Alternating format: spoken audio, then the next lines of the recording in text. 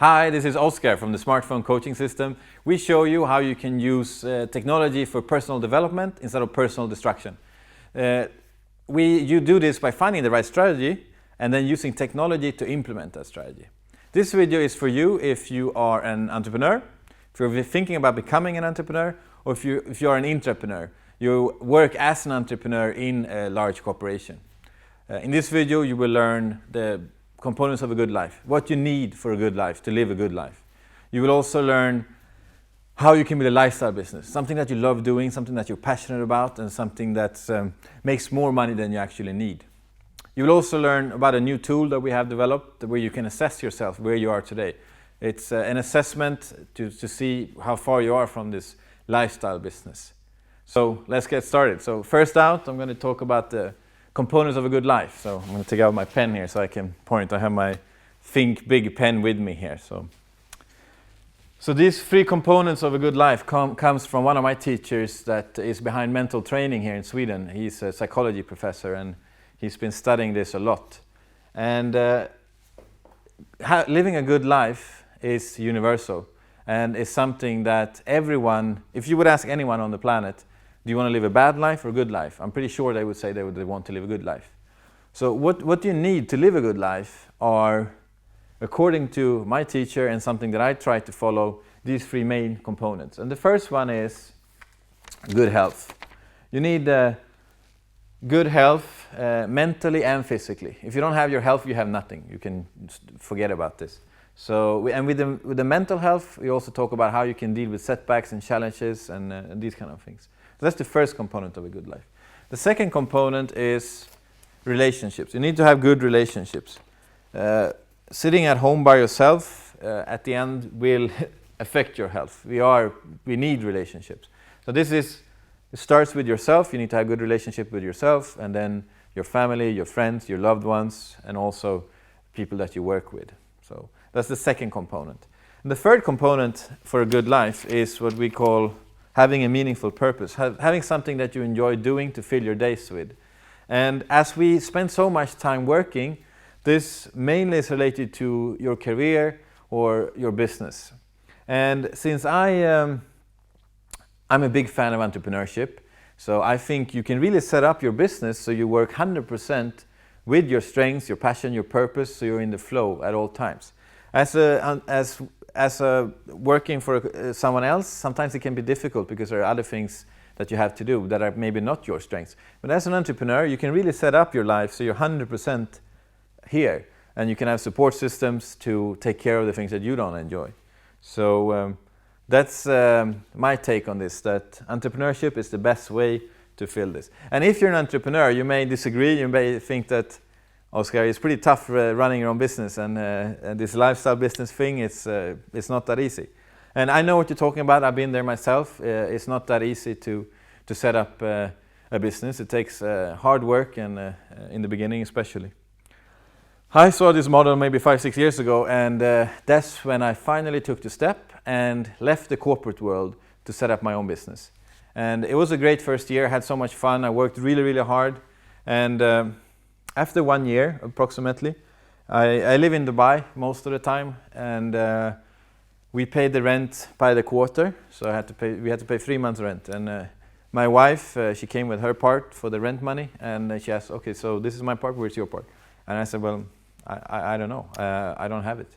So after doing my own thing for 1 year, I was completely wiped out. I was completely broke. I had no money whatsoever. So my credit card was maxed out. The banks had started calling about why I haven't paid the credit card and reached the limit. So it was tough times. I had to. If you've ever been in a tight money situation, you know how stressful it can be. So money is not part of these three components. But if you don't have money, it's very stressful for yourself and also for your relationships. It can be very. It's a big source of arguments between couples. This thing with money. So and we had a discussion that night. So we had a small argument about money, and I went for a long walk around the lake where we used to live in Dubai, and I was thinking a lot. I walked for maybe 1 hour, and when I came back to our apartment, I said to myself, this would be the poorest day in my life. And sometimes when you let go of the worry and you just focus on the goal, everything just starts to happen. So the next day I got a big payment from one of the clients that I've been waiting for, and they came the next day, and it was okay, so I could pay back some of my friends that I borrowed money for the rent and these kind of things. And another thing that I did was that in my life, whenever I have a problem, I tried to look for people that had the same problem, found the solution, and wrote a book about it or did a course about it. So I started studying some of these sales and marketing guys. I had a sales background, so I know a lot about sales, but sales for entrepreneurs can be a little bit different. So I studied some of these guys to learn how to build a nice business. And so I study, implement, study, implement, study, implement. If you only study and don't implement, nothing will happen. So you need to do both. And I did this over a couple of years, and last year we had the best year ever. We doubled sales, me and the team, we doubled sales I think 3 or 4 years in a row. Last year we had an amazing year, did a few $1 million, and at the same time I had a great time. Because I don't care that much about money. Some people do, some people don't. For me, money is not that important, but I want to have a good life. So I could travel the world and also systemize the business, so spending time doing the things that I love doing.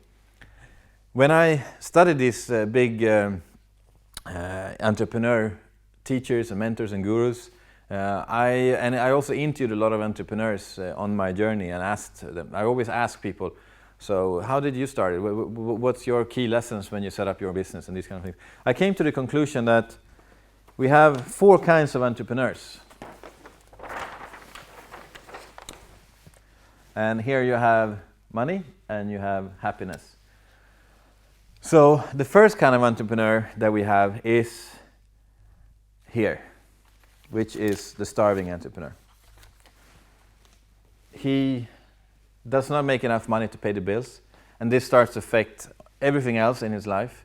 So your relationships, your whatever you do, everything starts to get affected. So this smile goes here. So it's a tough place to be. I've been there, and a lot of entrepreneurs that I interviewed has been there. So it's a tough position to be in. And when you're here, you have 2 options: either give up or just keep going. Finding someone that's done the same, that has the same story, the same journey, and learn from this guy. And persistence is always the key. So that's the first kind of entrepreneur that I met. And then another entrepreneur that's quite common is this what I call a passion entrepreneur. It's someone that is super passionate about something and decides to set up their own business. Maybe it's a coffee shop, or I was in South Africa in January and we stayed in a guest house in Stellenbosch, and the guest house was owned by a couple, and it was a little bit too small for getting the leverage. So they had maybe 15 rooms, and that meant that they were super passionate when they set up the business, but they were completely tied up in that business. They had to come 6 in the morning to prepare breakfast. They had to stay late at night and wait for the last person to check in. And so they had the passion, but they didn't make enough money to leverage this and use systems to systemize it. So you're completely tied to the business. They worked maybe 12, 16 hours a day, 7 days a week. And that will eventually kill your passion. And once it kills your passion, you're going to end up going here. I was in a coffee shop in a ski resort 2-3 weeks ago, and he set up a coffee shop because he was so passionate about coffee. I asked him, how did you end up in the ski resort? And he said, well, because I love skiing. And then he said, but I don't have time to ski anymore because I need to stand at this coffee shop all the time. So he is tied to his business. So that's not really what you want. You want to be able to have a little bit freedom, balance, time to see the family and these kind of things. The third kind of entrepreneur that I met is the rich entrepreneur. And when I say rich, I mean that he makes lots of money. He has built up a successful business, maybe have lots of employees, but he's not rich in the sense that he's no longer happy with what he's doing. Once you come to a certain point, you notice that instead of doing maybe what you're passionate about, what you started your business for, you end up with paperwork, taking decisions, sitting with in on staff meetings, hiring, firing, recruiting. So you make a lot of money, but you're not at all happy with what you're doing. So this is not, at least, it's nothing for me. Maybe you want to make a lot of money. I was in San Francisco a few weeks ago, and I met a couple of entrepreneurs that are here. And their dream was to end up here. They had these social media things that they wanted to start, and they had this dream of becoming the next Mark Zuckerberg of Facebook or Instagram. So they want to go from here to here. And for me, I think that's first of all, it's a dream that doesn't happen to a lot of people. Not many can start the next Instagram. And when you come up here, you realize that your passion that started your whole business is something completely different than what you're doing. So this is, I wouldn't recommend aiming for this. Instead, I would recommend you to aim for this, what I call a flip-flop entrepreneur. A flip-flop entrepreneur is someone that makes more money than he needs. So you don't have to make hundreds of millions, but more money than you need. Second part is that he's super passionate with what he does. He works with his strengths, he works with his passions, and he has a balanced life. He can take holiday, because you need to stay productive. You need to take breaks. If you only work, it's not going to work. So he has both, and this is a scale, of course. So you can be anywhere here on this flip-flop entrepreneur chart, and this is, I think, what everyone should visualize and dream about. The goal should be to up here, make the money and have a great life. So that's the concept that I call flip-flop entrepreneur. And I developed an assessment to this so you can assess where you are now. I tried it with a couple of friends that are entrepreneurs, and I was really happy because last week I tried it on a friend of mine, and she scored really high. She was up here somewhere. So I was really happy because I know 6 years ago when she set up the business, she worked really, really hard. But now I'm happy to say that she reached the flip-flop entrepreneur status. So she has a travel business. She does travel from Sweden to South Africa. So she helps Swedish people that want to do holidays in South Africa with tailor-made packages and these things. And she spends her summers in Sweden. Sweden is beautiful in the summer, same like I do. I live in Dubai in the winter and Sweden in the summer. And she spends the winters in South Africa, in Cape Town, a beautiful, beautiful place. So, and she was genuinely happy with her life.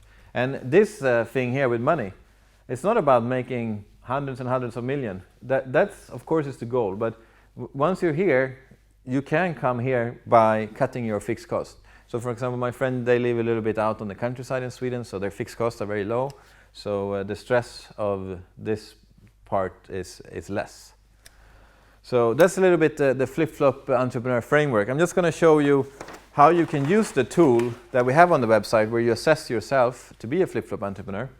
So if you want something to change in your life, you need to identify where you are now. You need to identify where you want to be, the goal picture, and then an action plan to bridge that gap.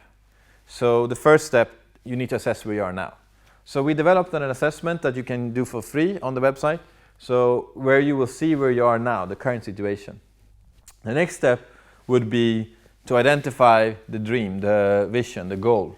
And one good question you can ask yourself is, my business is successful when? ?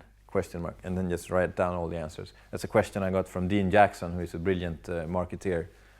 So you assess where you are now, you identify the goal picture, and then you bridge this gap with an action plan. And you find the right strategies, and we in smartphone coaching, we use technology. So we use smartphone coaching to bridge the gap from the current situation to the flip-flop, the lifestyle business, the flip-flop business.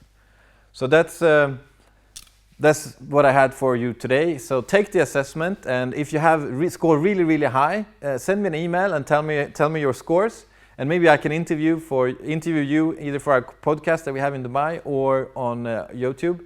So I would love to hear from you. Also, if you have nice pictures. Another thing that I like with being a flip-flop entrepreneur is with technology, you can work from anywhere in the world. So if you live in a cold place, you go to Thailand in the winter and you work from Thailand over a couple of weeks. Be careful because you need a work visa. But that's another thing with a flip-flop business. That it can be managed from anywhere in the world, and you use technology to leverage it. So take the assessment and drop me an email if you have really high scores. And thank you so much for tuning in.